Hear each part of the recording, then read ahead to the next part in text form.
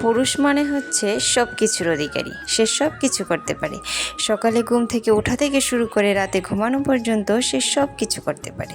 সে যখন খুশি উঠতে পারে, যখন খুশি ঘুমাতে পারে, যখন খুশি বাড়ি থেকে বেরিয়ে যেতে পারে, আবার অনেক রাত করেও বাড়ি ফিরতে পারে। তাকে কেউ কিচ্ছু বলবে না, তার বাড়ির মানুষও না, আর তার সমাজও না। আর একটা মেয়ে যখন একটু দেরি করে ঘুম থেকে ওঠে, তাহলে তাকে কথা শোনানোর মানুষের অভাব নেই। আর যদি সে রাত করে বাড়ি ফিরে, তাহলে তো কোনো কথাই নেই। এই দুনিয়ায় তার থেকে অপরাধী আর কেউ নেই। বাড়ির পুরুষরা যখন একটু ভালো মন্দ খেতে ইচ্ছে করবে, তাহলে তাকে সেই খাবার খাওয়ানোর লোকের অভাব নেই। আর যখন বাড়ির মেয়ে বউদের একটু ভালো মন্দ কিছুটা খেতে ইচ্ছে করবে, তাহলে তার সেটা মুখ ফুটে বলারও সুযোগ নেই।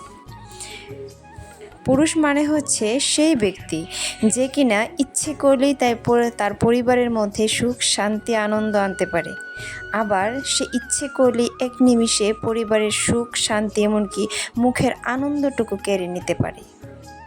তাই বাড়ির পুরুষরাই হচ্ছে সব কিছুর অধিকারী।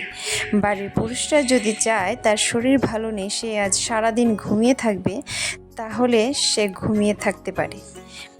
আর বাড়ির বউদের যদি শরীর খারাপ থাকে, এমনকি খুবই খারাপ থাকে, তাহলেও তাকে সারাদিন মুখ বুজে কাজ করেই যেতে হবে। সকলের খাবার বানাতে হবে, সকলের দায়িত্ব পালন করতে হবে, কিন্তু দিন শেষে তার শরীরের ভালো মন্দটুকু জিজ্ঞেস করার কোনো লোক থাকবে না। এই হচ্ছে পুরুষ।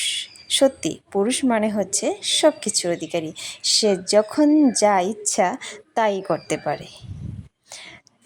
ধন্যবাদ বন্ধুরা। ভিডিওটি ভালো লাগলে অবশ্যই লাইক কমেন্ট শেয়ার করে দেবেন, আর আমার চ্যানেলটিকে সাবস্ক্রাইব করে আমার পাশে থাকবেন। ধন্যবাদ। দেখা হচ্ছে অন্য আরেকদিন অন্য আরেকটি গল্প নিয়ে।